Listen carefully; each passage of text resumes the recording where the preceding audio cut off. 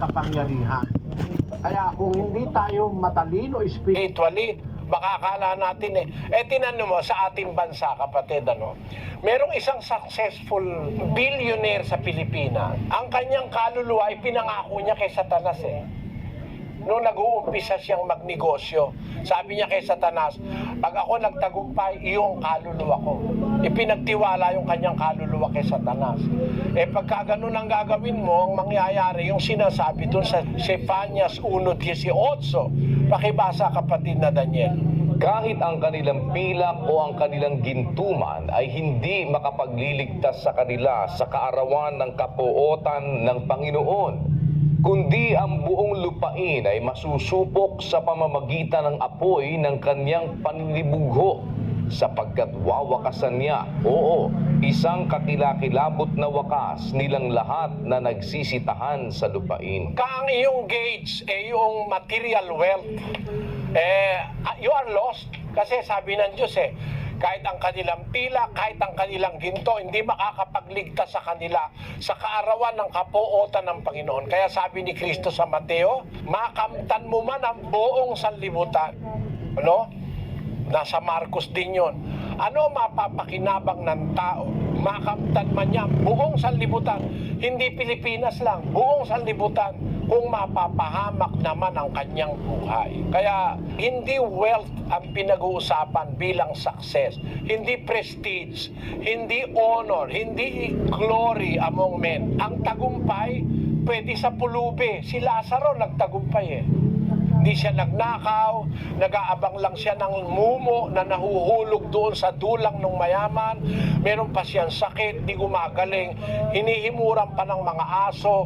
Baka yung nakahimod na aso na impeksyon na toda si Lazaro, patay. Pero ang sabi sa Biblia, pagkamatay ni Lazaro, dinala siya sa sinapupunan ni Abraham. Yun namang mayaman na hindi man lang siya binigyan ng pagkaing maayos, napunta naman sa paghihirap.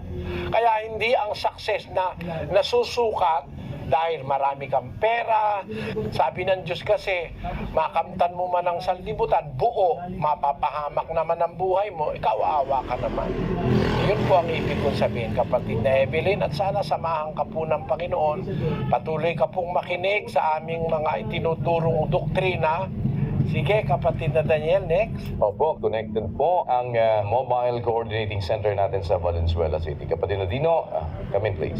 Opo, salamat po sa Diyos, kapatid na Eli, kapatid na Daniel. Ang magtatanong po rito ay isang Katoliko, si Miss Monica Buenaflor. Magandang gabi po, Brother Kelly. Nasa Bible po ba ang dating daan? At ano pang kagandahan po ng reliyon nyo? At pangalawang tanong po, ano pang kagandahan, bakit po wala po kayong santo?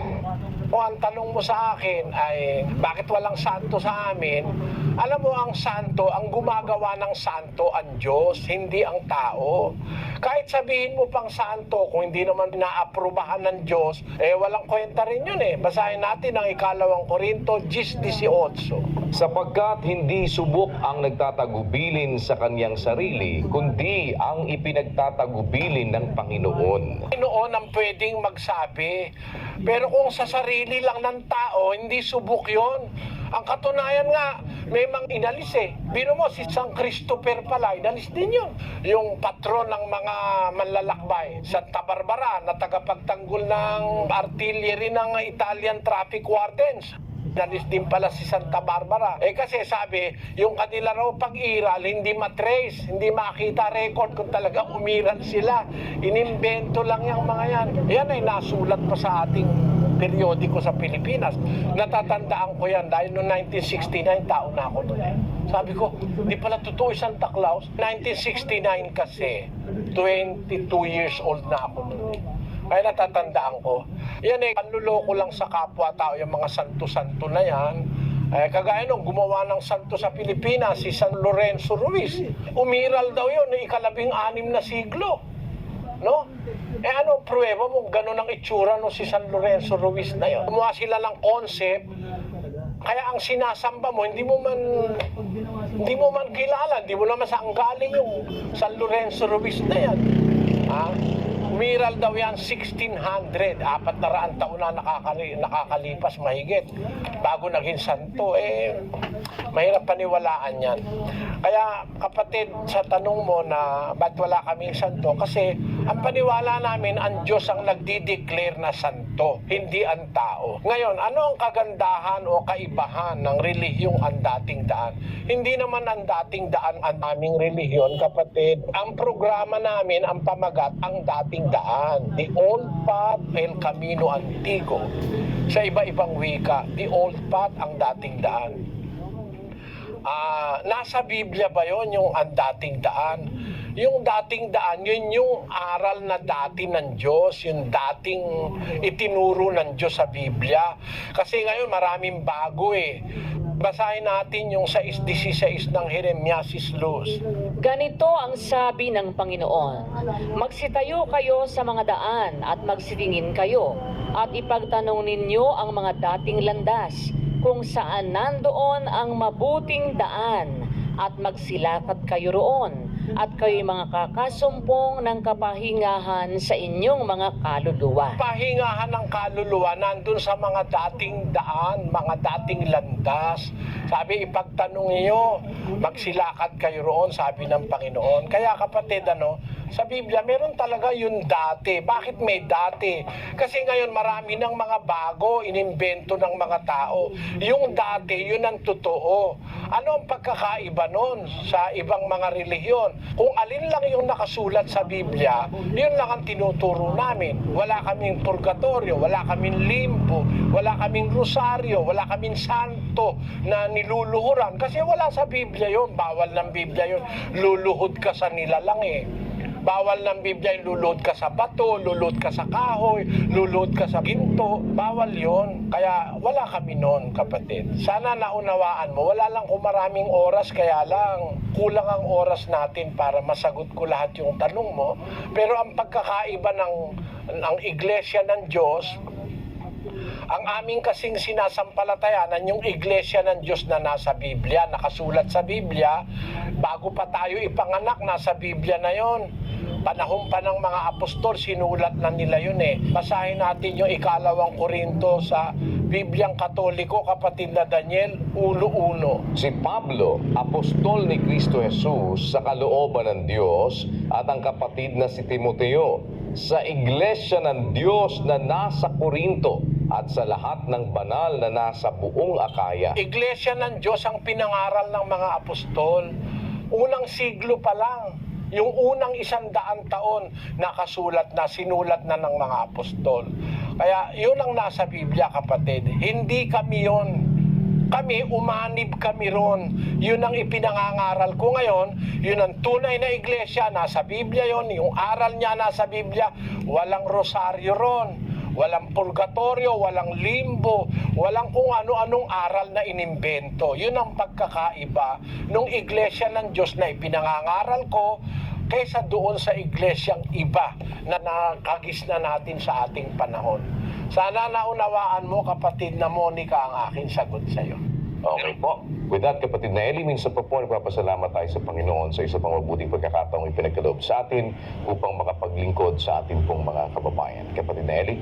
Maraming salamat po sa mga bisitang dumating ngayon. Salamat po sa Diyos sa inyong pagdalo, mga kababayan.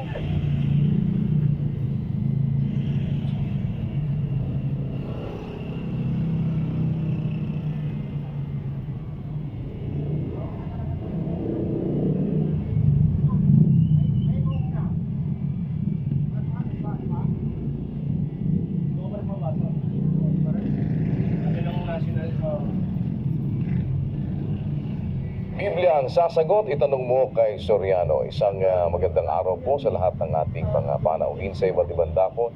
Muli po ay nagpapasalamat tayo sa Panginoon sa isa pang mabuting pagkakataon na kanyang ipinagkaloob sa ating upang makapagsagawa ng pag-aaral ng mga katwiran at ng mga aral ng Diyos na binabasa mula sa banal na kasulatan. At makakasama natin ang ilang mga remote points na manggagaling sa Dubai, Macau, sa Ho Chi Minh City, sa Vietnam, sa Compostela Valley Province, sa Oroquieta City, Misamis Occidental, Masbate City, Apalit Pampanga, Paniquitarlac, at tayo po ay sabayang napapanood sa pamamagitan po ng ating mga satellite providers at satellite facilities na ating ginagamit sa iba't ibang lugar kung saan mayroon tayong mga satellite receivers sa Pilipinas at sa ibayong dagat. Ngayon po ay tayo pinagsisilbihan ng iba't ibang mga satellite providers na nagdadala sa atin sa iba't ibang dako ng daigdig.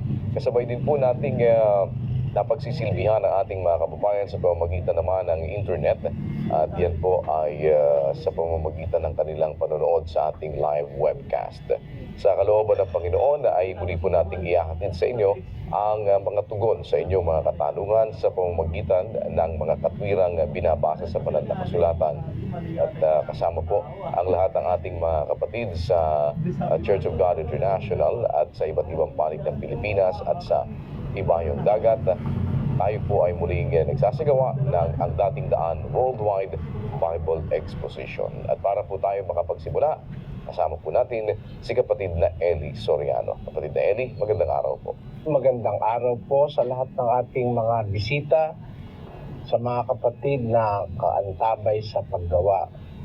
Sumaatin po nawa ang patnubay, ang pangunguna at ang liwanag ng Panginoon sa ating pag-uusapang mga aral ng Ebanghelyo. Hindi po kasi madali na ang kaliwanagan ng Ebanghelyo ay makita ng tao dahil meron po nagpapadilim ng kaisipan ng tao. Doon sa ikalawang Korinto 4:4, Na binulag ng Diyos ng sanglibutang ito ang mga pag-iisip ng mga hindi nagsisisampalataya upang sa kanila'y huwag sumilang ang kaliwanagan ng Ebanghelyo ng kaluwalhatian ni Kristo na siyang larawan ng Diyos. yung sabi ni ang Apostol Pablo na Diyos ng sanlibutan ito, the God of this age. Ang tinutukoy po dyan ay si Satanas. Ang ginagawa ni Satanas, binubulag niya ang pag-iisip ng mga hindi nagsisisampalataya sa Diyos para wag silang maliwanagan sa Ebanghelyo, upang sa kanila'y huwag sumilang ang kaliwanagan ng Ebanghelyo ng kaluwalhatian ni Kristo na siyang larawan ng Diyos. Kaya hindi po